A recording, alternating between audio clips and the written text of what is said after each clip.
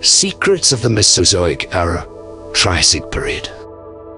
Before the Triassic, all continents existed as one giant supercontinent, Pangaea.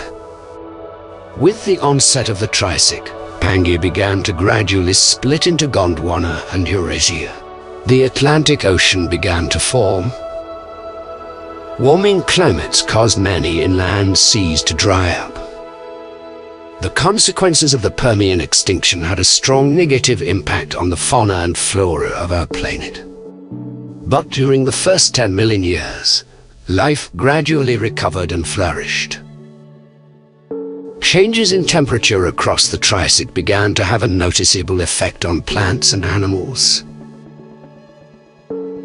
Certain groups of reptiles adapted to the cold seasons.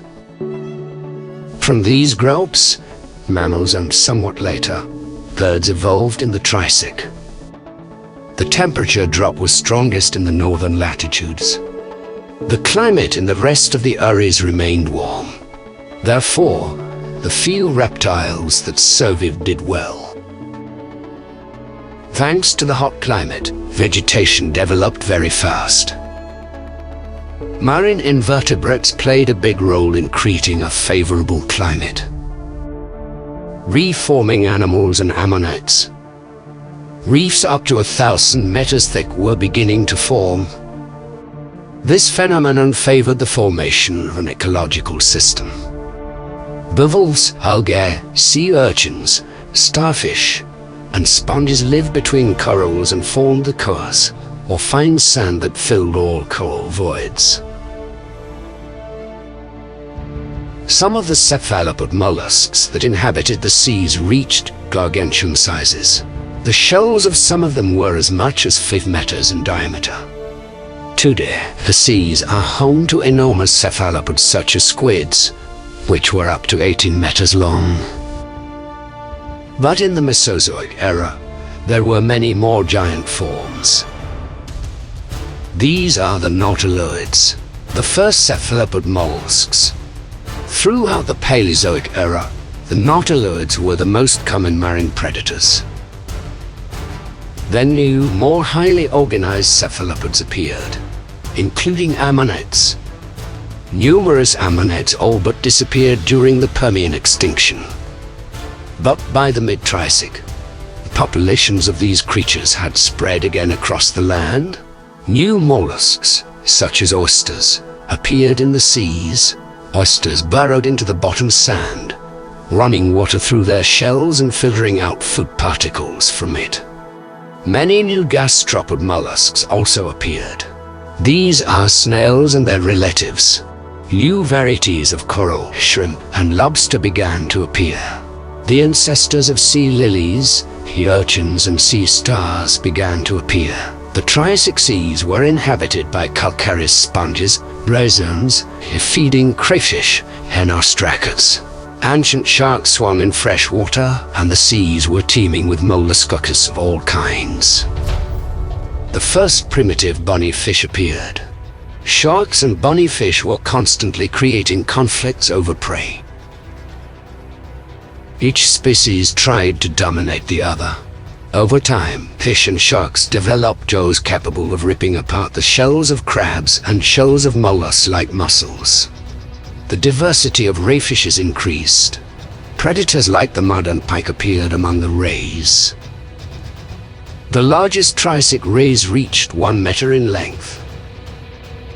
For example, lizardfish consumed pterosaurs among other foods. Fossilized remains of flying animals were found in the stomachs of these fish.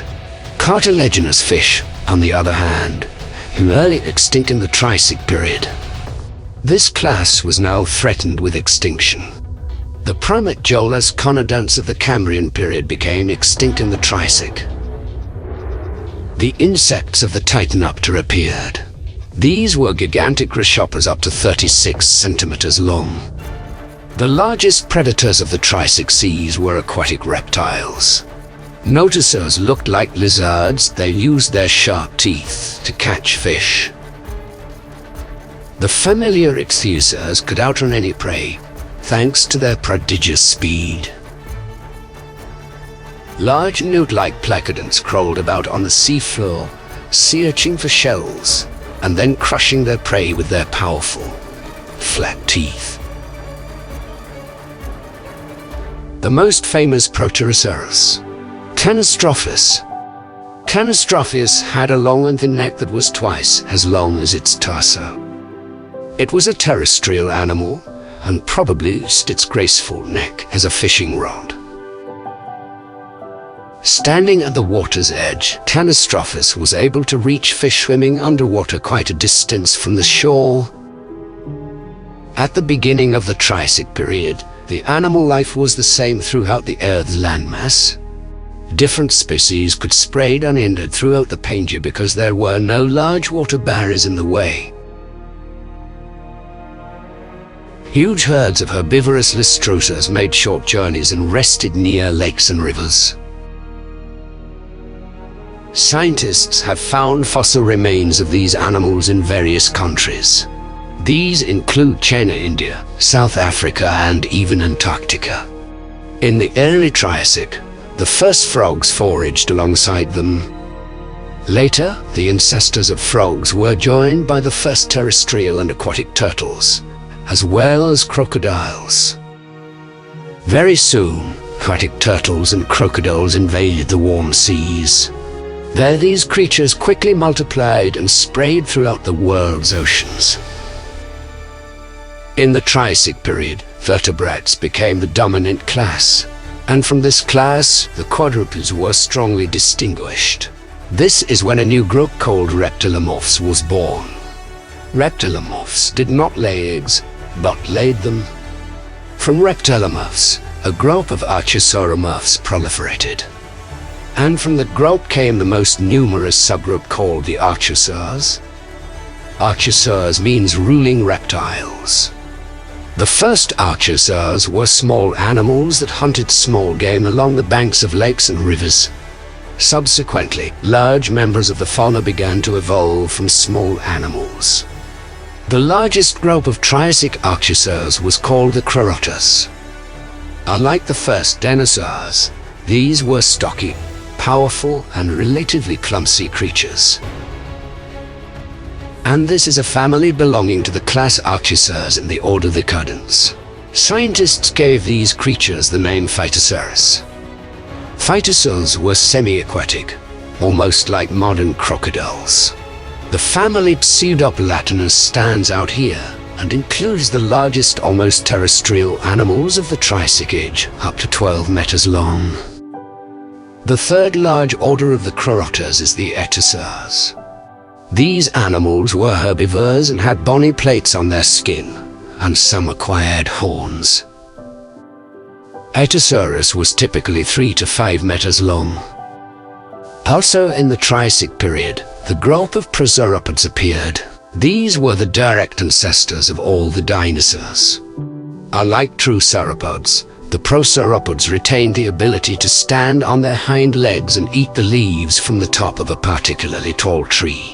The largest family of Triassic prosauropods was Plesiosauridae, which reached 7 to 10 meters in length and weighed almost a ton. The next large family of Triassic prosauropods was the Plesiosauridae, which reached approximately the same size as the Plesiosauridae. But the order of true sauropods in the Triassic was just beginning to form. Another large group of Triassic animals. These are the theropods. This is the only troop of predatory dinosaurs. All other dinosaurs were herbivores. Another family of theropods arose during the Triassic period. This family was the Herosaurus, which reached a length of 2 to 6 meters and a weight of 30 to 350 kilograms. The Triassic period also saw the emergence of 2 genera of avian dinosaurs. Small and nimble plant-eating creatures reached up to 1 meter in length and 10 kilograms in weight. At the end of the Triassic period, 2 important events occurred in the evolution of life on Earth. One event occurred on land and marked the emergence of the first mammals. The second event occurred in the air and was related to the coming of the pterosaurs. Ichthyosaurs. This was a small lizard that lived in the Permian period that attempted to take to the air. Ichthyosaurs had no real wings, but this creature glided from tree to tree like modern flying squirrels. Pterosaurs were a special branch of archosaurs that separated in the Triassic from the general line. These small archosaurs acquired leathery wings and learned to flee. The first pterosaurs fed on insects. A special representative of the Triassic archosaurs is Protovis, the ancestor of all birds. However, not all paleontologists agree that Protovis is the ancestor of all birds. Another group of reptilian archosaurs, plant-eating rhynchosaurs. The jaws and teeth of rhynchosaurs were perfectly adapted to cut and chop hard plants. Euparkeridae appeared, which were similar to small dinosaurs, but were not related. They were very nimble creatures. Euparkeridae were able to run across water bodies on the surface, like today's basilisks lizards. Lepidosauromoths are the creatures from which modern snakes and lizards evolved. Among the ancestors of reptiles, a particularly large group stood out, Zoopterygia. They were creatures that transitioned to an aquatic lifestyle, like today's seals. Of the Zoopterygia, the most popular is called Notosaurus. Placodonts tried to occupy the ecological niche of sea turtles, but these representatives of the Lepidosauromoths had nothing to do with turtles. Placodonts reached between 90 centimeters and 2 meters in length. Not all placodonts had a well-developed carapace. Some had only isolated bony plates, almost invisible.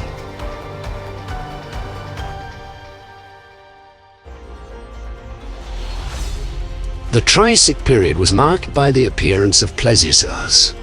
But so far, these inhabitants were small, no more than 2 meters. Ichthyosaurus was one of the most prominent of all. Ichthyosaurus was about 3 meters long and weighed up to 450 kilograms. Ichthyosaurus had a very long neck, a very stiff backbone. Its limbs were represented by fins shaped like awls. Ichthyosaurus fed exclusively on fish, possessing teeth ideal for catching. In the Triassic period, the first beaked-headed lizards, close to modern Gatria, appeared. Various species of Ichthyosaurs flourished in the water. These quadrupeds, like modern dolphins and whales, finally transitioned to a fully aquatic lifestyle. Ichthyosaurs eventually became hydrodynamic and viviparous.